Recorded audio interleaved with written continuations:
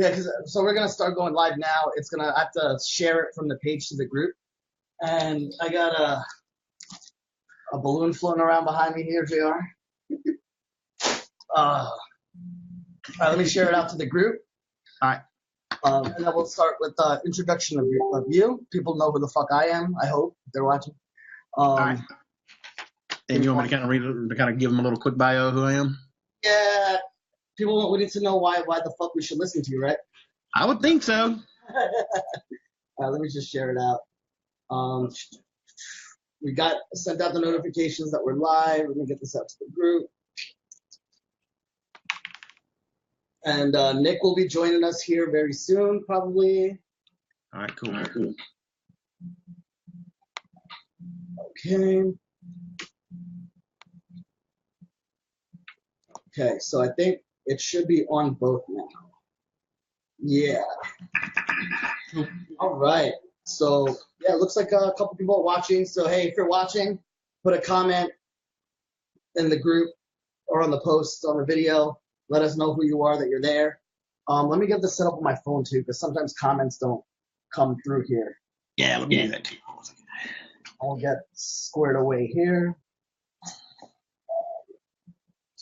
I gotta go to the page. What's up, guys? Whoever's here, start posting something. Let me know you're here. Oh. All right. I'll post something. Here we go. I'm here. Hold on. Oh, shit. It's fucking picking up my mic here. It's watching. Hold on. I gotta figure out how to turn off this audio. Come on, man. Get it together over there, man. So. I just gotta lower this volume on this. All right. There we go. Okay. All right. Christian, what's going on? Ramon, how are you? Give us some likes, some hearts, some angry faces, whatever. We'll start here in a second. Nick will be joining us here in a couple of minutes as well. I see you, people. I see you. Let's do this. All right. Hey, baby. So we're only like a few minutes late. We'll try and be on time. Getting live, but it's all right. So everyone, this is Lee. Hey, share it. I see you 7 people out there. Share it up. Let's do it. Come on, share it out there with people. Yeah, guys, share this video, comment, like it, share it, invite people. You know what? Invite people. Tell them you got a bald, beautiful man on Facebook Live ready to get her done in his country. He's crazy, a little bit crazy too. So, but we're gonna have a good time for the next hour. That's for damn sure. So, yeah. And guys, if you have questions, definitely start dropping it in the comments as they come. I'm leaving it open on my Facebook. Yeah, JR, thanks for all the hearts.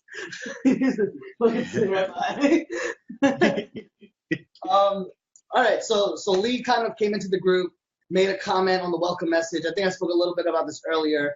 And basically, I set up a call with them a couple of days after that.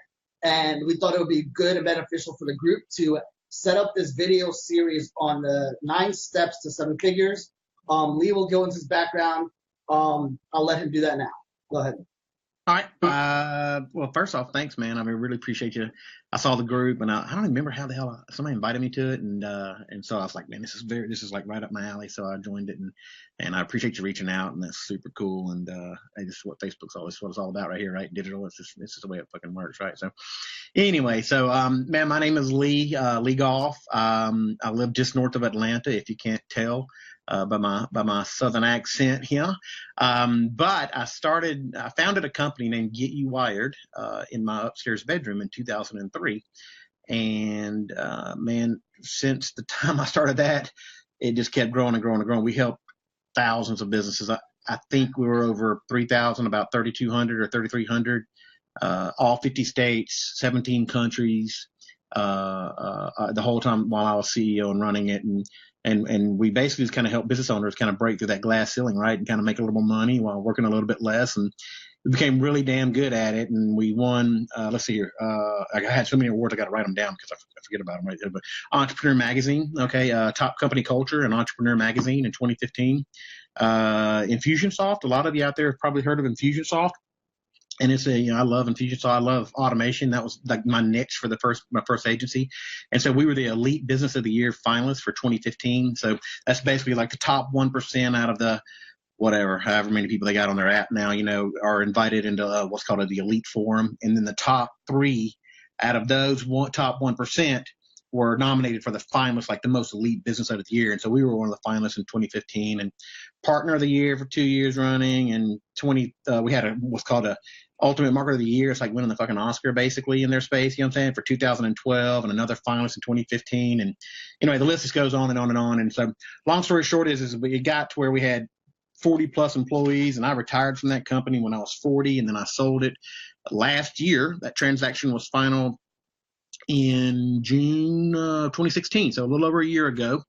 And since then, I started coaching digital agency owners, and I love it, man. I mean, I missed being in the trenches because when you're running a company and it gets that damn big, man, it's just like, honestly, all you deal with is like your leadership team and your attorneys and your CPAs and problem children and shit like that. And so I missed. And when I say problem children, I mean the pain in the ass clients we all have to deal with sometimes.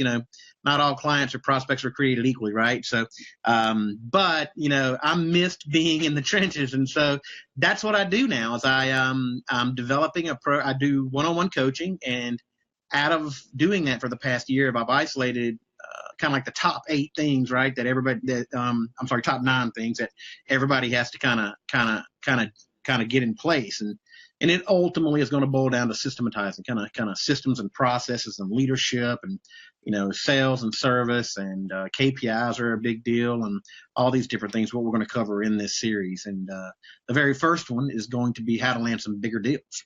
And that's always the elusive Easter egg out there, right?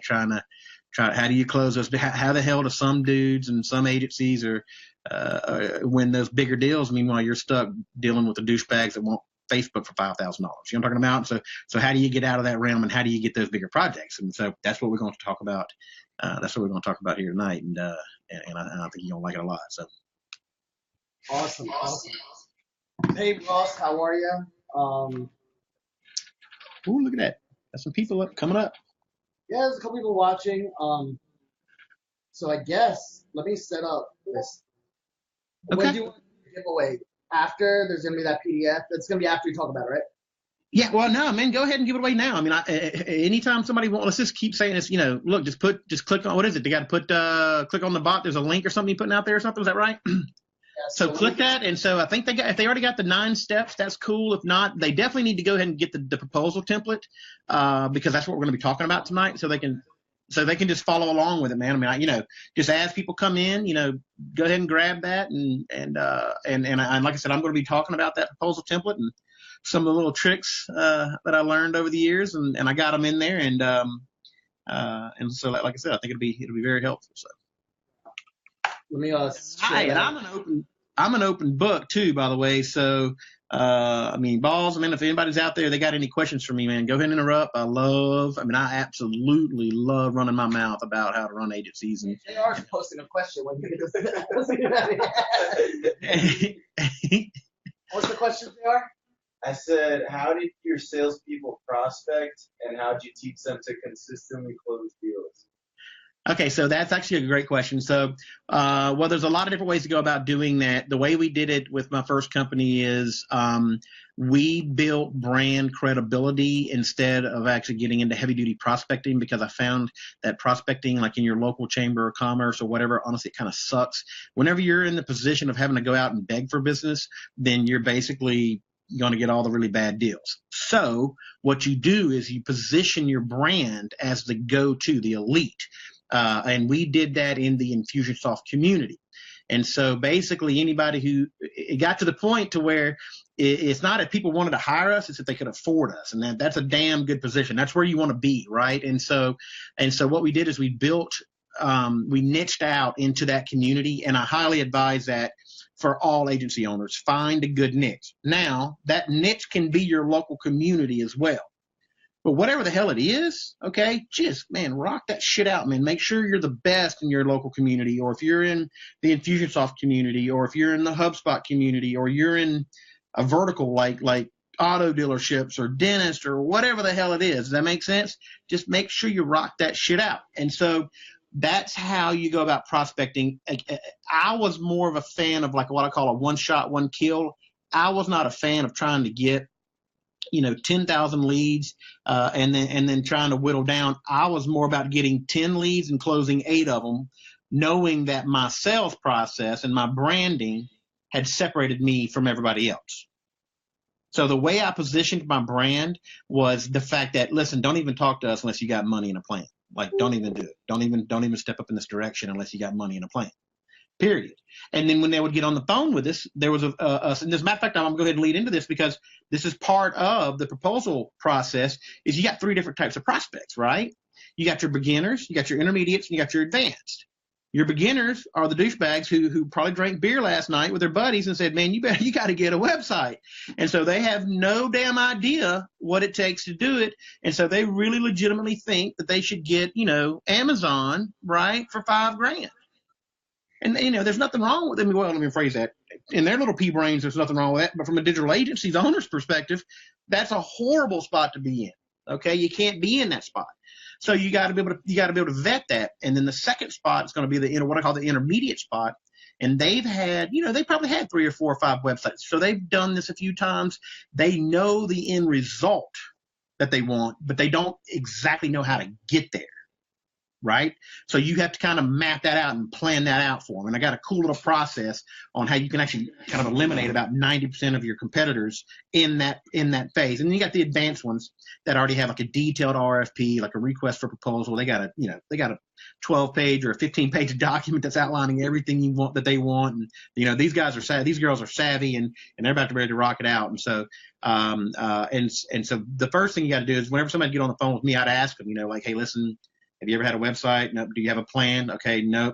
Okay, well, if any of my competitors that you're talking to right now are trying to give you a proposal, whenever you yourself don't even have a damn plan, you need to fucking run for the hills. Because how the hell can they ethically give you a damn number and a plan when you don't know what you want? How can that happen? And they're like, oh, yeah, well, that, duh. It makes sense, right? And so that was one of the first parts of our sales process was determining who you're dealing with. Makes sense, right? And so if it's an intermediate, and by the way, most of the smaller agencies, that's going to be your wheelhouse. That's who you're going to deal with most of the time. That's probably going to be 80% of the deals that come across your plate will be that intermediate level. They've had a website a few times. They see the value in it, and they're ready to take it to the next level. So what I would do is I would actually sell them a discovery phase. And it would eliminate about 90% of my competitors because instead of me trying to close them on a $20,000 website deal and a $3,000 media buying budget, after 30 minutes of conversation, I say, hey, listen, man, don't let the blind lead the blind. You don't know what you have. You don't know what you want. You barely know what you need. So let an expert come in here and do a detailed plan for you. Okay. And if you sign, and after that plan, you can use my agency if you want to. But if you don't use my agency, that's perfectly fine. You have a full service product, like a program. Now, if you do use my agency, then I'm going to give you 100% credit towards us implementing the project. And they're like, dude, that's freaking awesome. I mean, they'd stop talking to 90% of the competitors. They'd stop talking to right there. I'd get another $2,000 out of it, right? And I'd position my agency as like the only option to be an idiot to not use this. Now I get to charge another 20% on the back end too. I just got $7,500 to $10,000 out of somebody that just by taking the logical the path there. And I kind of got off on a little tangent there, but to answer the second part of your question is you actually get into what's called a sales pipeline management process. Okay, the more you can standardize your sales process, the pipeline, the easier it is to train them. So let me give you a scenario. Okay, so somebody comes to your website and they opt in for the top 10 Facebook ads, whatever it is. Okay, I don't care what it is, okay? Top 10 automation tips, top 10 things to market in Timbuktu, Arizona, or whatever the hell it is, okay? So they come in, and then from that point forward, what you're doing is you get into what's called an education and trust building phase. Every single sales process that you go through starts with what's called an emotional hook, okay? So they have a pain point.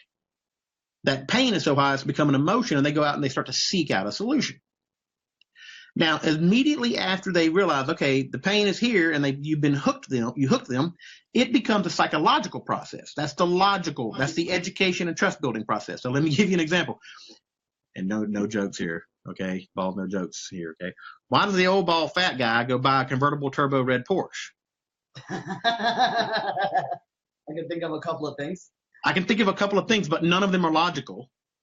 Okay, none of them are logical. That's for damn sure. Okay, to relive his youth, hopefully get a little bit of young, whatever it is, it is what it is, right? But ain't nothing logical about it. Now, he might not buy that convertible turbo red Porsche because to change the tires on it's $5,000 a tire, and it's not 5-star crash test rated, so he can't take his granddaughter to church on Sunday. So he'll go from a Porsche to a Lamborghini, or he'll go. So the emotion is he wants to relive his youth, or he wants to do whatever it is, right? Then he logically will validate that decision. Make sense? So back to the sales process.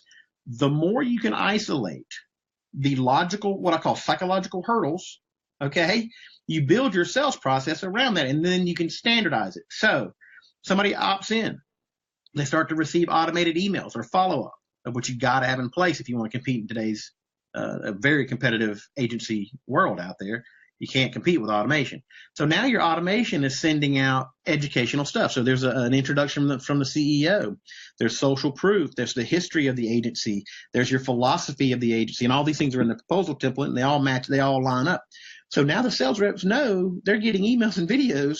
So they better be on their damn P's and Q's, because if they start to yank out some bullshit, the prospect already knows. The prospect's already being sold because you standardize the entire process in automation and videos and everything else. That's how you can scale a service department. You see what I'm saying?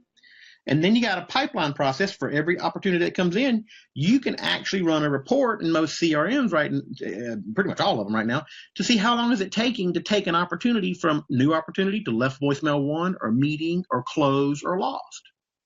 And if it takes longer than, a few hours or a day or whatever it is, depending on volume and location and all that fun stuff, then you got a problem. So now your collateral is holding them accountable. Your collateral's training them, and your systems are making sure that they move things through the pipeline in an effective and, again, accountable way. So you have a process. That's how you scale your sales department. Okay. Now, and that becomes even 10 times more important if you want to get out of the branding arena and get into the high volume traffic. So you're spending $15,000 a month in Google AdWords, and now your process vets even more, because your process is going to vet the type of prospects you have. So anyway, long-winded, but there it is. So does that answer your question? Makes sense. Yeah. Thank you. He's probably like, I'm not asking any more questions. So. All right. You ready let's dive off into this proposal template? Yeah. Right. Yeah. The people should have it. The people that opted in got it. Okay. I have it open. Do you want to share your screen, or how do you want to do that? And we can. No, I mean, I was just going to talk about it, but it's up to you. Okay. So Whatever you want to do. Yeah. So, okay. So hopefully everybody's got it. And if you got it, then you should see that hopefully it's pretty easy to fall nice digging the balloons. So who is that? Is that Princess? Was that a print? You got a little girl, right? Do you have a little girl? Yeah. So I'll just let that float. That'll work. Is this a fetish thing, or you're like a dad? You got a little girl. Do we need to call, defects or something on you? Okay. All right. So basically, the proposal template that I use, man, for years. And again, understanding the three types of prospects. And so the beginners, you have just like a menu they can select from, right? So, it's $5,000 website. You get 10 pages, you get this. It's like just a menu. That sale should not take any more than 30 minutes to an hour, right? And if it does, man, don't waste your time on them. Now, the next two levels, that intermediate and that advanced, is where you really got to get into this, again, kind of like that psychology of the sale. You got to overcome the psychological hurdles that I was just talking about, right?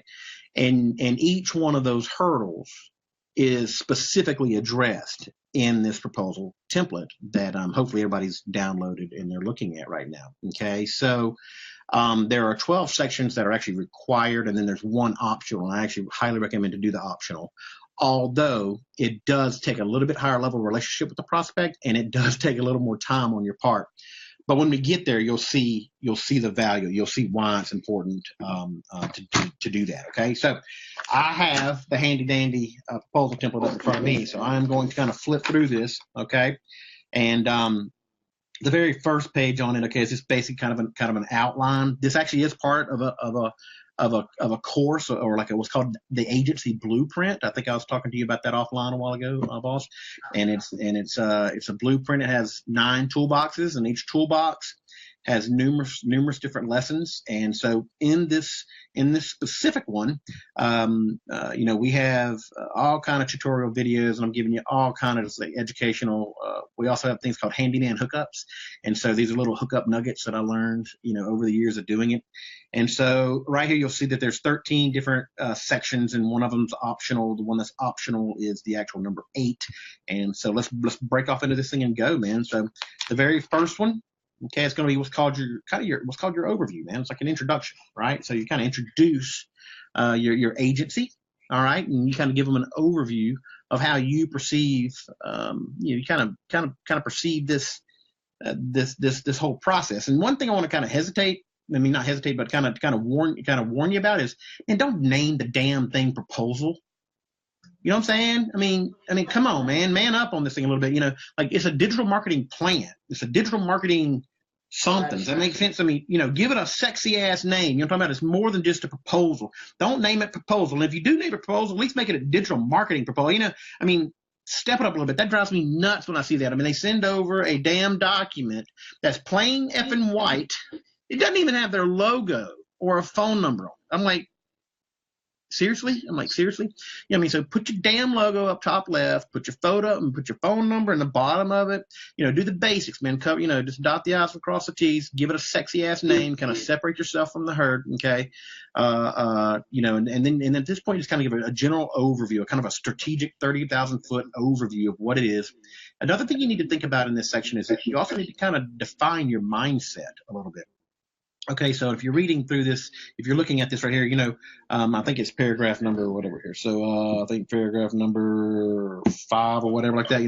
One of the things we do is we believe that in marketing, my marketing mentor was Jay Conrad. One of them is Jay Conrad Levinson, and there's a saying in marketing that if it's not being tracked, then it didn't happen. And in this example here, we say that we take that philosophy very, very seriously around here. And so everything that we do is with the intent to be able to track the results for your company. And people like to hear the mindset behind of the agency. So I'd always get that in there. And another thing is man, always put your damn cell phone number in there. Okay, I know a lot of the digital business owners. They love living behind that digital wall. You know what I'm saying? They like smoking dope in the basement, and I don't know what the hell's going on. But if you want to build a legitimate agency, that's not going to cut it, buddy. You're going to have to come out behind the wall. You're going to talk to legitimate business owners. You're going to have to establish those relationships. And that means giving them your cell phone. And when they call, pick up the damn phone. You know what I'm saying? It's just that simple. I know I have to say this, it's almost embarrassing, but it's very true. A lot of agencies owners just like they send it by email. Another thing at the very end of this thing is a cardinal rule is you can never just email the proposal over. You always present it. You never ever just email it over. Always schedule a face-to-face or a meeting to present it. Okay. All right, so section number 2. Echo. Yeah, you're echoing off something. I don't know. Go ahead. I don't know. All right. I don't know if it's on your end or mine. All right, that's cool. We'll figure it out. All right, section number 2 is going to be what's called your definitions. And I know that this kind of seems like, why the hell? Like everybody knows what we're talking about. But no, see, the reality is they don't.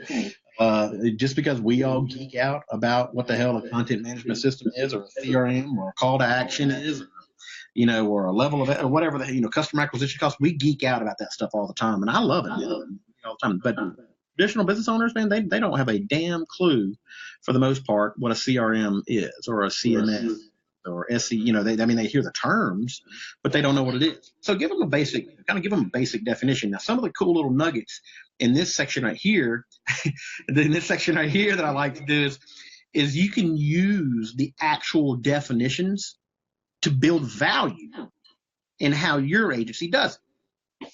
Okay. And you can eliminate your competitors. Okay, so for example, KPIs, evaluate the success of an organization or particular activity in which it engages your marketing campaign, so on, and this kind of ties into your philosophy behind it. But now you're building value in your agency. A lot of people won't ever even bring up KPIs because they don't want to be held accountable for whatever the hell it is they're doing. They just want to deliver a website. Okay, and so another good example is mind maps. Okay, was this dude's eating nuggets back there? What's he doing? What's that?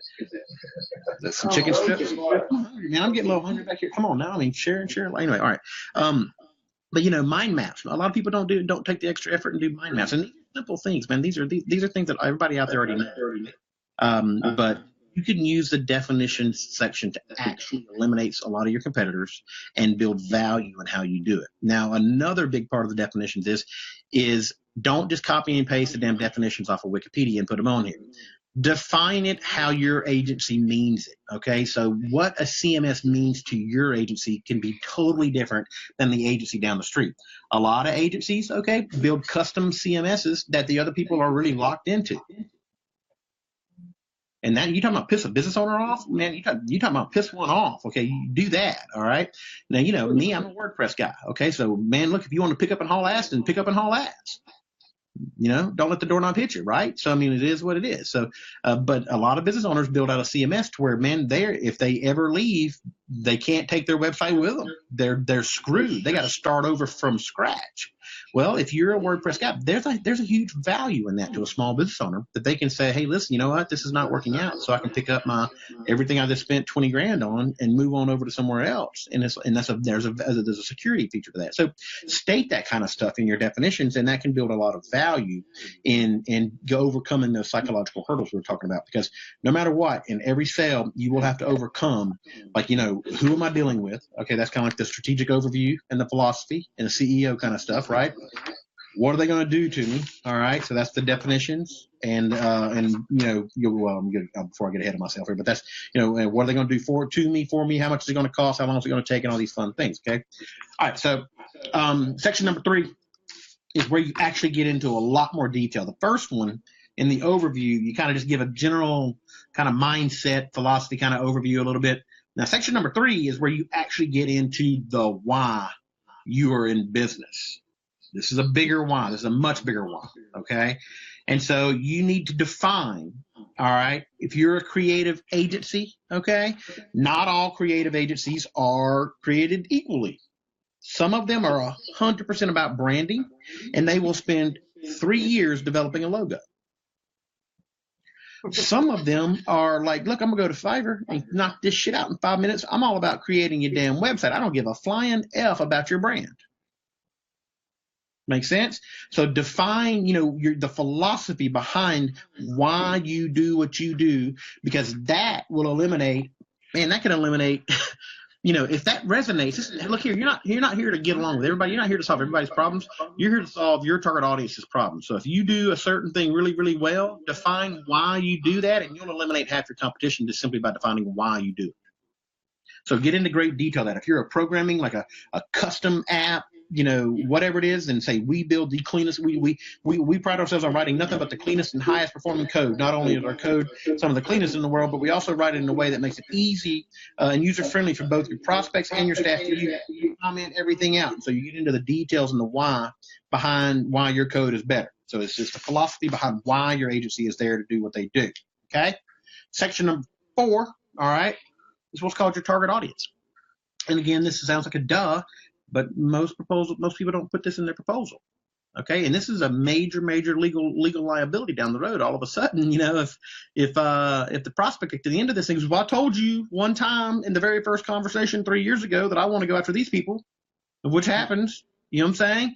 And then all of a sudden they change their damn mind halfway through the deal because somebody last night at a party told them they should be going that way. And they're going to come back and say, man, I told you to do this. No, asshole, you didn't. And the reason I know you didn't is because I documented it in the proposal. Okay? And you signed off on it. And I'm showing you, this also is a big deal about showing them that you know what you're talking about. You know who they're targeting, and they legally sign off on it. So now you're kind of covered. You're covering your bases on that whole deal. Very simple, very simple. This is, by the way, every single thing in this proposal right here is a find and replace. Okay, about that fast, and it's overwritten So you delete everything that you don't want. I mean, you got to go through and customize it, right? Because you got, like I said, you got to go through and customize it for creative or programming or ad spend or whatever it is. But once you do it that one time, and we have videos that kind of train you on how to do all of this stuff. Once you do it that one time, man, it's literally going there and find and replace and delete. You're done. It takes about, I don't know, anywhere between 20 minutes, and if it's a really complex one, it might take an hour, but most times it's about 20, 30 minutes kind of thing. So now the next section is what I call bring the pain. Okay. You got to bring the pain. Okay. And so you do this by outlining the existing sales and marketing systems. And this is one of the unsung heroes right here, closing bigger deals. Okay. Now they know why they came. Obviously they're feeling the pain. Okay. I mean, they would not even have reached out to you. They would not be entertaining spending $20,000 or $10,000, whatever the hell it is, if they didn't know they had some pain. But the reality is most of them don't understand how bad the pain is. And even if they do, you need to bring the damn pain, okay? So this is when you outline the systems. This is when you say that damn thing sucks so bad it's costing you $1 million. It's this, it's this, it's this, it's this, and this is why it sucks. This is what's going. This is basically what it is. The whole thing. One time I was doing a proposal. And it was for this company. They're about a $70 million company. And just simply by not having automation in place, because they weren't harvesting the leads and they weren't following up with them, they were losing about $6 to $8 million a year.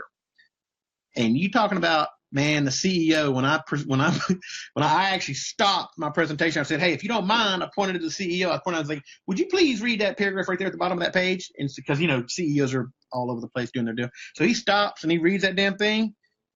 Man, you get his whole face turn red. He was fucking pissed, man. He was like, are you serious? I mean, he was pissed. He was pissed. I closed that deal right then and there. I went through the rest of the proposal, but I knew I had him at that moment, right then and there.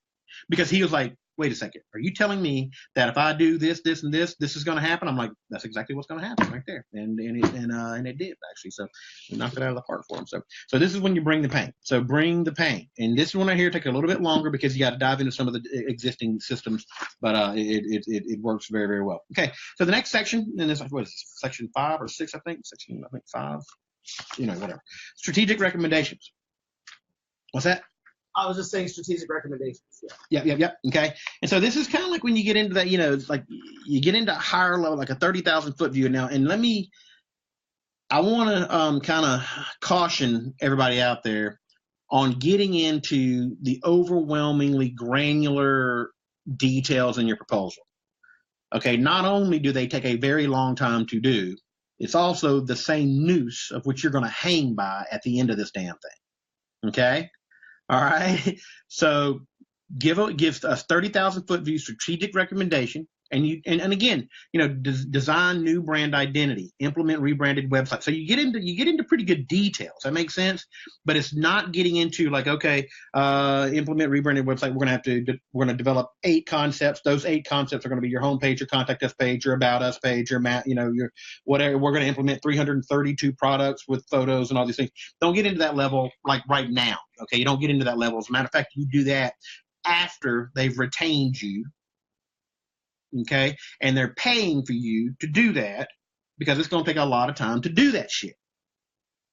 So you kind of want to keep it a little bit open-ended to the best of your ability in the proposal process, because then it saves your ass on the back end legally.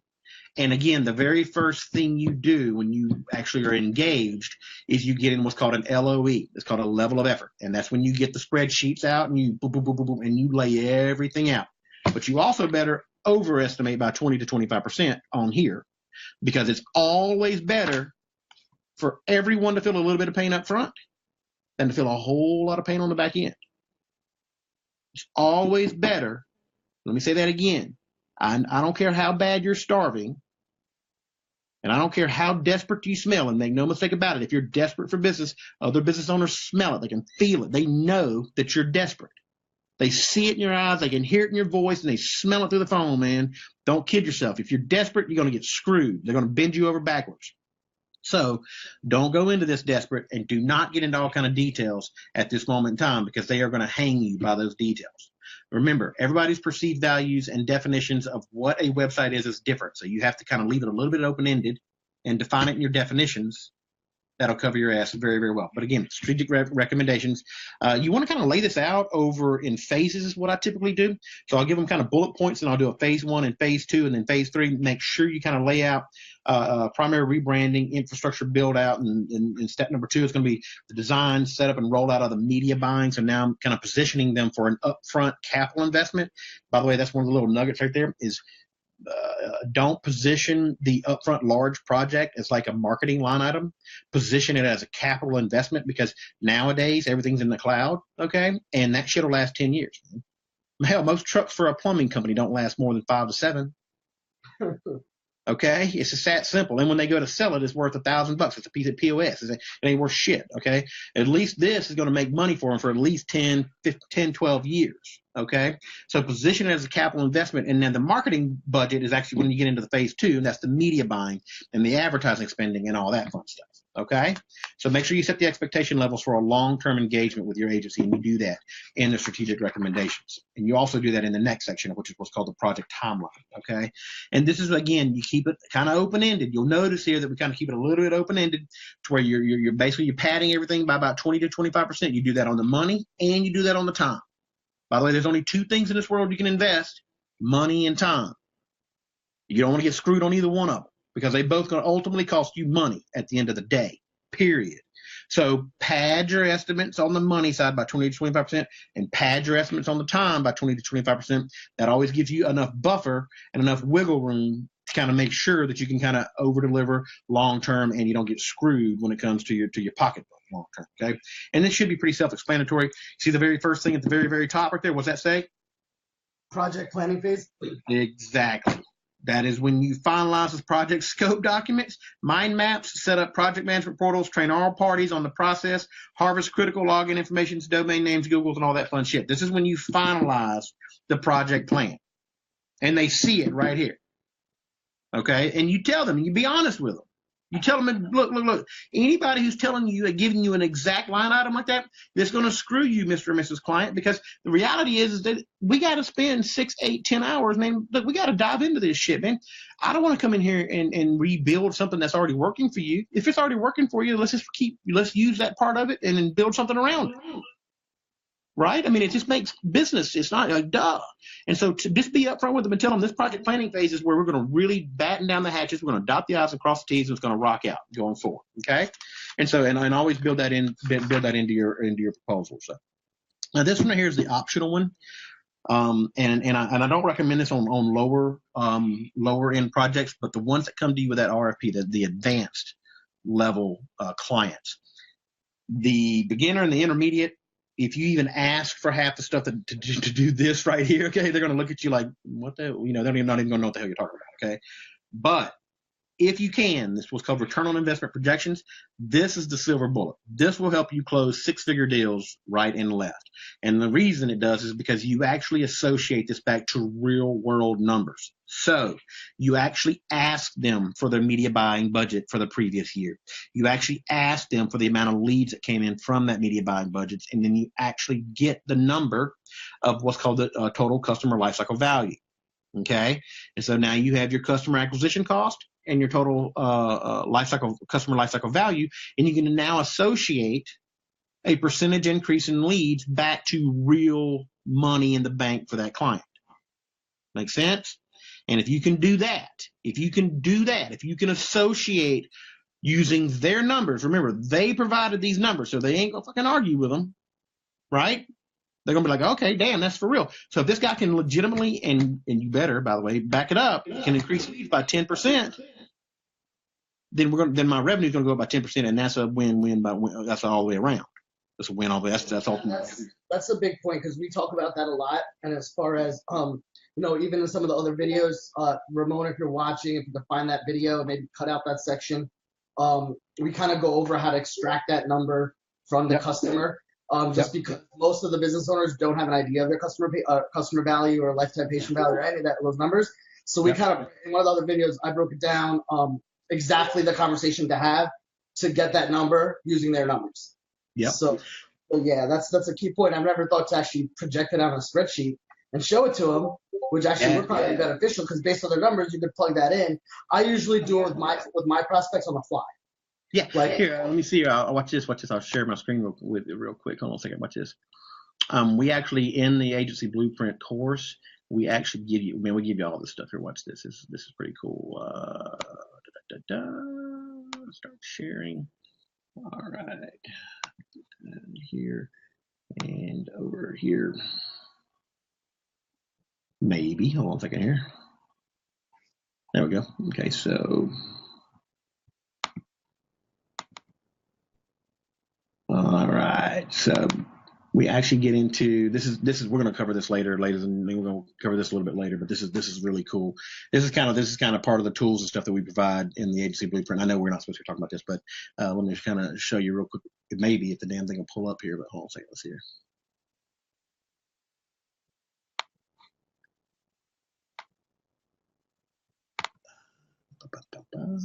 Okay. All right. So these are agency, the key performance indicators. Okay. And so what we were talking about a while ago is getting the total customer lifecycle value, right? And the ability to be able to associate that back to real world numbers. Okay. So that ultimately is going to boil down to what's called customer acquisition costs. So you see this tab right here, right? So you have your media buying budget, total leads received, clients generated out of those leads, your average cost, all right, to be able to get that client, total revenue, and then you got your lead source ROI. And so this breaks it down to where you get these numbers right here, okay? And it gives you the breakdown of everything that you need right here. It's super cool. It's a really, really cool little tool. And we actually provide one also for in the proposal course right here. We actually have one. As a matter of fact, the one you see on the thing right here is the one we provide where we actually can plug it in there as well. So it's pretty cool to have that kind of those little nuggets. Those things help a lot, man, whenever you're trying to get stuff done around the damn office, and man, people are screaming at you, people cussing at you, you're trying to get shit done. All you do is plug it in, right? So all right. Next section is going to be the capital ongoing investment. Again, I alluded to this a little bit a while ago, okay? And this is a big deal. You notice how I actually did not put in here marketing investment, okay? This is a capital investment. And that is if you're going to take anything out of this, when you position your damn plan, position phase one, the infrastructure, what's called the infrastructure build out, as a capital investment, and tell them, and I'm telling you that in their mind, that's going to free up additional money to spend. Because they have a marketing budget. And their marketing budget's $50,000. And marketing to do the, so they're going to perceive this to go up under marketing. And so if this goes over their marketing budget line item, you're screwed. But if you say, hey, a lot of what you're doing here is going to go into the cloud, this data is going to be there for you for the next, man, it'll be there for you forever. This is what's called a digital asset. And hey, look, I sold my company. Trust me, one of the things that they're going to look at is going to look at your digital assets. They're going to look at your damn list. They're going to look at your ability to be able to drive leads and close business. And how do you do that? You do that with your digital assets. So this is now what's called a capital investment. You make sure you outline that, and you separate yourself from the competition by doing that. And then you also outline the ongoing investment, and you do it very clearly right here. And you can kind of look in here, design website concept up to 30 pages, landing pages, all that kind of fun stuff. And like I said, I think this is pretty self-explanatory here. I think everybody kind of knows what this is. So the next one, this is another good little section. It's kind of like the definitions section, but it's a frequently asked question sections. Okay. We all get that question. Hey, can I do any of this myself?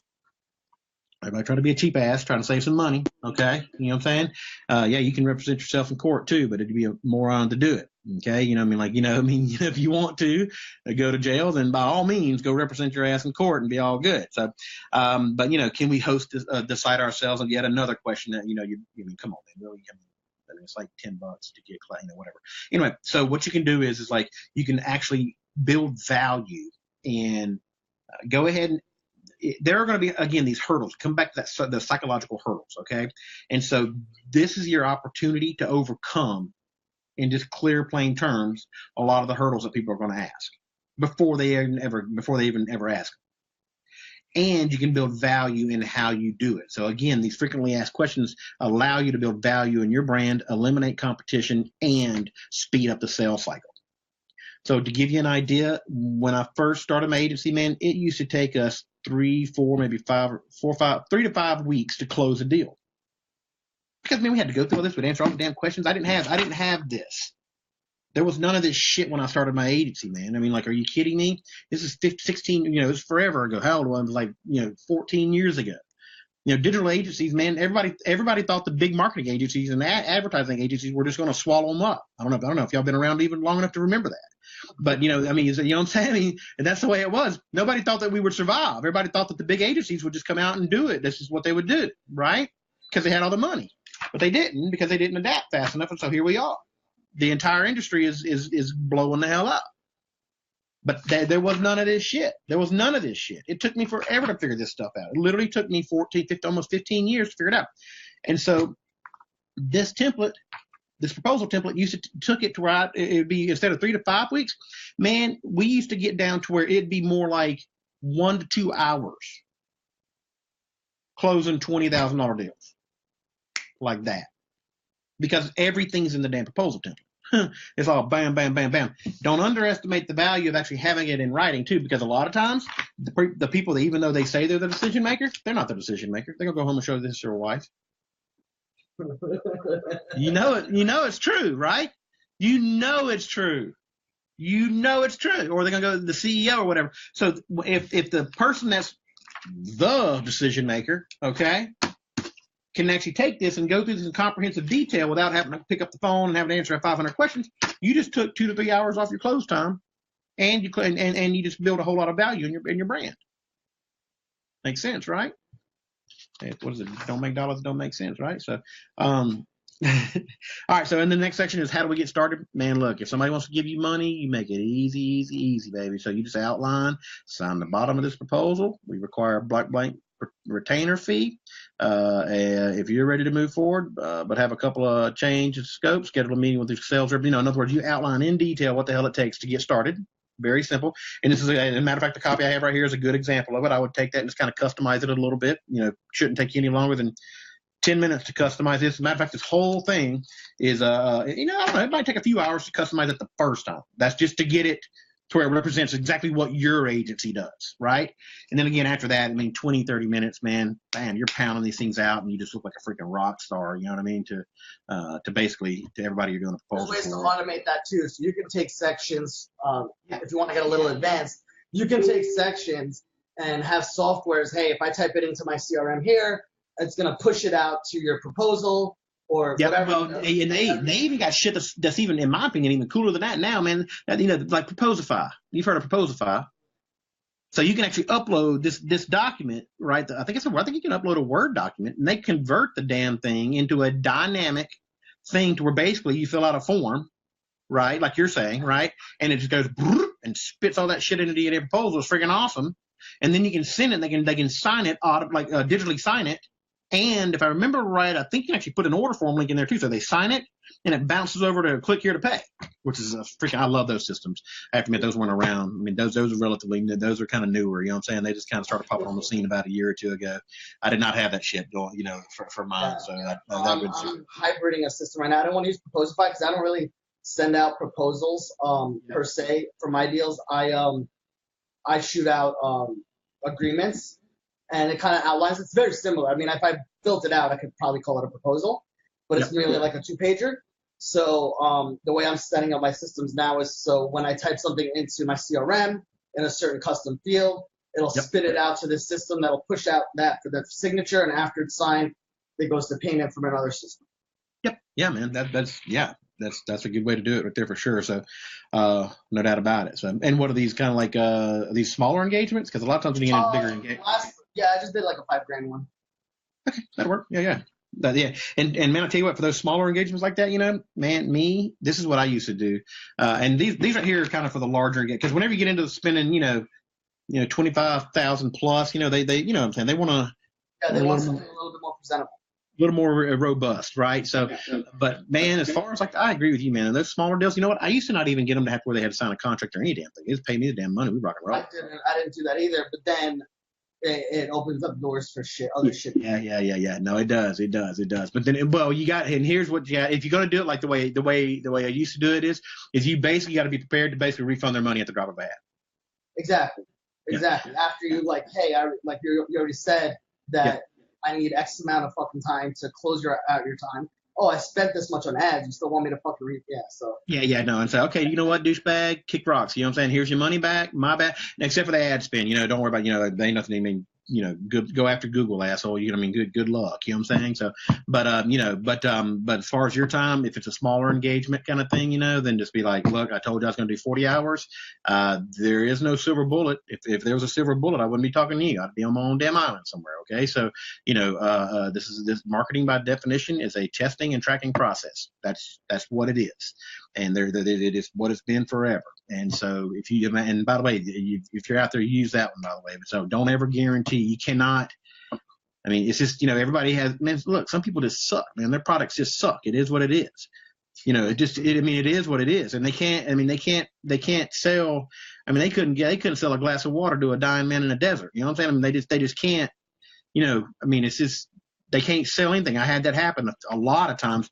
Man, I would drive thousands of leads into the damn door, and they would say, yeah, man, we're not getting any more sales. And I'm like, what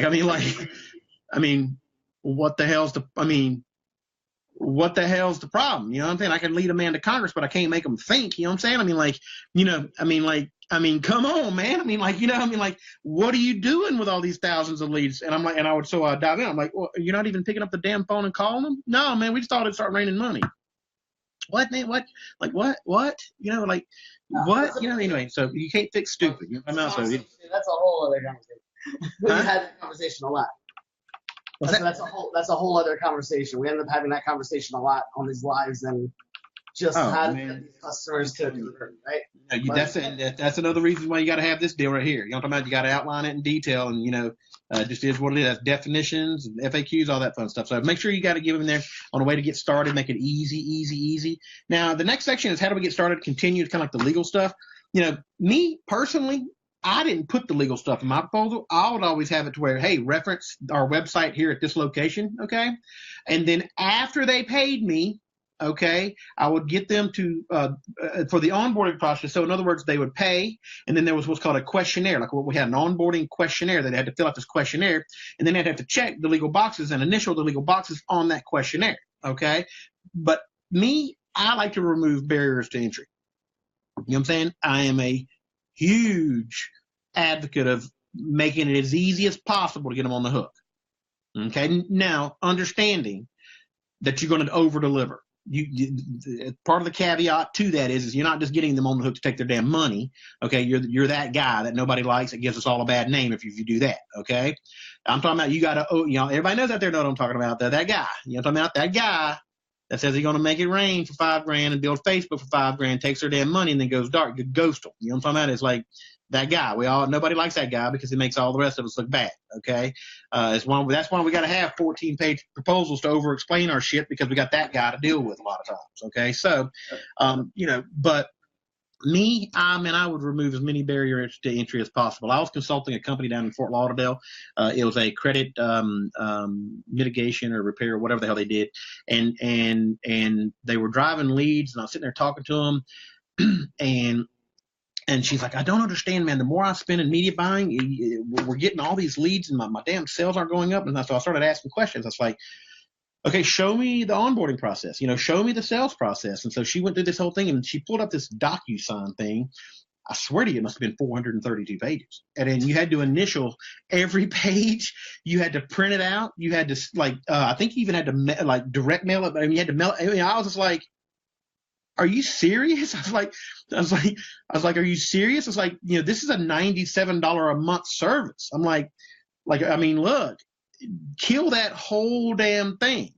The whole thing. She's like, well, my attorneys. I'm like, well, attorneys, no. Attorneys, I'm like, no. Like, attorneys are not. When was the last time you saw an attorney sell a damn thing? Okay, and they don't sell. This is a $97 a month deal, and if somebody comes back and barks, then refund their effing $97. Okay, so no joke. Just simply by me saying remove that barrier to entry. Okay, sales doubled in less than a week. They're like, okay, cool. They just check a box, pay the damn fee, and here they go. Like, duh, right? So I'm a big barrier to entry, remove that stuff. So I didn't put a lot of legal stuff in mine, but they did sign off on it not only whenever they came on board, but they also signed off on it a second time during the project kickoff process, of which we cover that in the agency blueprint as well. So, all right, and the last one is going to be sorry, not the last one. The next to the last one is payment terms. How you gonna get paid, right? So, this is very, very, very simple. 50% retainer, 30% upon beta, 20% upon go live, and then monthly retainers fees begin upon go live phase. This is going to be dependent upon how you bill. This is every single agency is going to be a little bit differently on how you do that. Just outline it in very clear, simple, concise terms. Don't overthink it. Don't over dramatize it. You know what I mean? Just don't try to sugarcoat it either. When people aren't stupid. Now, sugarcoating is for everything else. That's what this is for. But when it boils down to the money, all they want to know is how much do they have to pay you. That's all they care about. If you built value in this phase is a checkbox item. Make sense? Stupid easy. If this part did their job right here and your sales reps did their job, this is like, okay, no big deal. Thank you. We're ready to go. Little what we call handyman hookup. Okay. I used to never ever ask for the sale. Okay. Until like at the last second, if I didn't get this question, I'd almost always get this question. And this is my favorite question. They were like, okay, so what are the next steps? How do we move forward? And everybody out there loves hearing that. You know what I'm talking about? You love it. They ain't questioning no money. They ain't questioning nothing. They just ready to give you money. They're just ready to rock and roll. And so you need to do your job. And if you do your job at about 80% of the time, that question will be presented to you by the prospect ready to give you money. Okay? That's what this proposal thing does. And the last section, last but definitely not least, is the executive summary. This is where you tie everything up with a nice little pretty little bow. You also elaborate on, like, for example, people like to know how dedicated you are to their success. It's probably not a bad idea to remind them of the pain points and why they're there in the first place. If you got the ROI projections, it's not a bad idea to put those in there as well. Another good thing is I'll always put in there is, this might sound kind of, I don't know why, but this always helped a lot, is actually an escalation path, like a chain of command. And so whenever people like to know that if shit breaks on their project, because inevitably it's just going to happen, and everybody knows that. This is not, nobody's, ain't nobody fooling anybody around here if you think it's going to be hunky dory, peachy keen all the time, right? So let them know that, hey man, if your project manager's not happy, here's my and I would put my personal cell phone. I mean, here's the CEO's personal cell phone, and I promise you, if my staff does not do their job and you are a raving fan, you better pick up the damn phone and call me, because if not, because I want to know. I gotta know. That's how you get better. And that always helps so much. And then always personalize it, man. We wish you and your husband, your wife, your partner well, or whatever it is. Mention something like, hey, their son's playing baseball. I hope your son has a good baseball game tonight. Give it a little personal touch. You add that kind of personal flair to it. And man, if you think about the psychology of the sale, okay, and you hook them on the emotion with your call to actions, of which hopefully you guys are, I know you guys discuss that a lot in the group, but if you can hook them on that, and then you can overcome the psychological hurdles with a pretty handy dandy little template like this, man, you will start closing a lot more deals, and you'll do it a lot faster. So, hey, I got a fake little mic somewhere. I'm gonna get the fake little mic so I can drop it. Like totally kidding. There we go. All right. So, All man, right. 8 o'clock. We nailed it. Right on time. So Right on time. Left a couple minutes in there for people. If you have questions, ask them now. Yep. I don't see any questions. Matt said, I got to go, but Leah's dropping some serious value for anyone who wants to run an actual sustainable agency.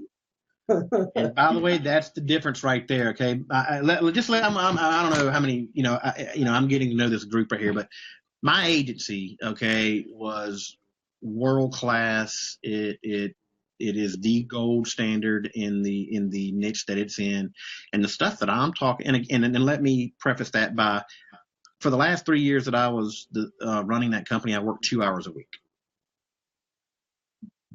That is just like, there's a drop the mic kind of moment right there. Does that make sense? Okay. All you cats out there, I know you're working 60, 70, 80 hours a week. You're making 75, 200 grand a year, and it's fucking miserable, man. You ain't got no family time. people are cussing at you, it sucks. How do you scale? You know what I mean? What you laughing at back there? Where's the balloon at? Hit the dude over the head with the balloon. Look at him. Why's he laughing? What's he laughing at? So, but because y'all know. Anybody who's ever built an agency knows, man. The stuff that I'm talking about, this is what I call infrastructure, like foundation items.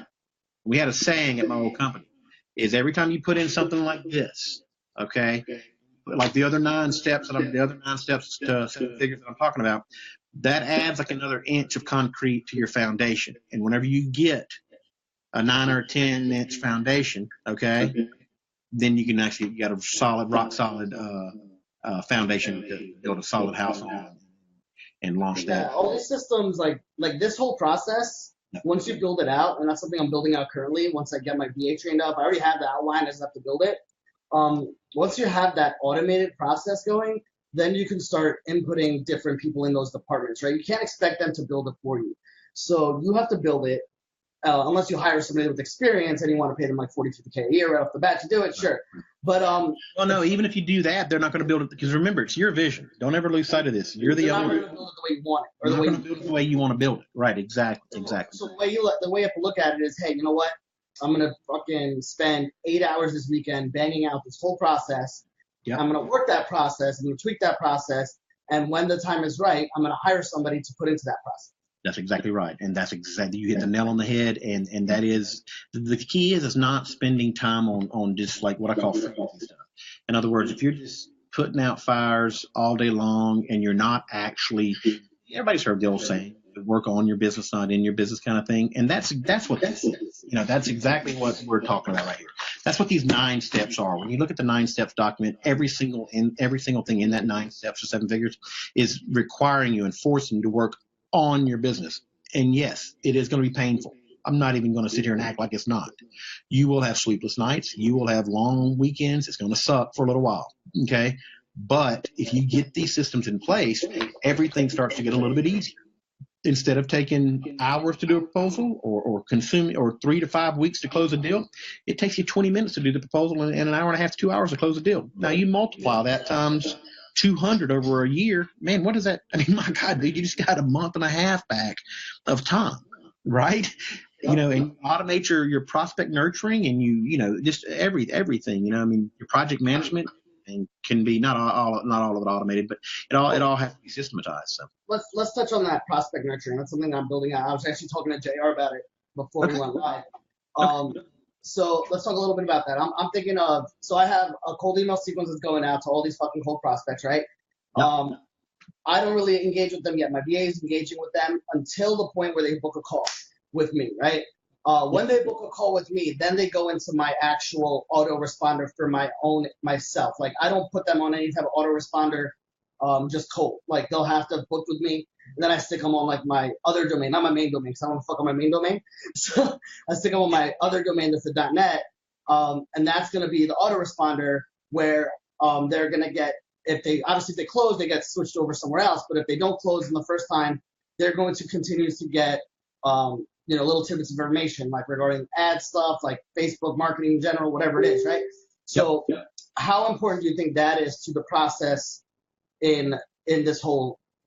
It is absolutely a fundamental piece to it.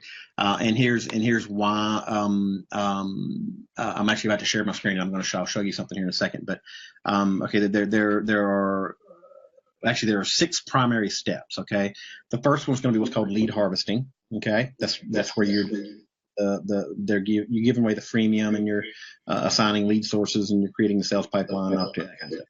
The second one's going to be prospect nurturing, and the prospect nurturing is to a large degree validating what I'm saying in the proposal here. Okay, and so here, let me show you this really quick. So you guys, I'm extracting more stuff that he wasn't going to share with us. Well, but we are going to be sharing. We're going to be getting. No, we got 9 weeks, baby. We're just getting started. So this is the first of 9 weeks. Yeah. All right. So can everybody see that? I don't know if I can't see the chat. Yeah. Okay. So this is what's called prospect nurturing. Okay. And this outlines basically everything. And so what we do is it's like meet our CEO. So now everybody knows there's the guy. This is the guy behind the sales rep. This is when you deliver social proof. So, all the case studies, the client results, awards, sizzle reels, certification, Okay, and then you get into, now social proof is different than social trust.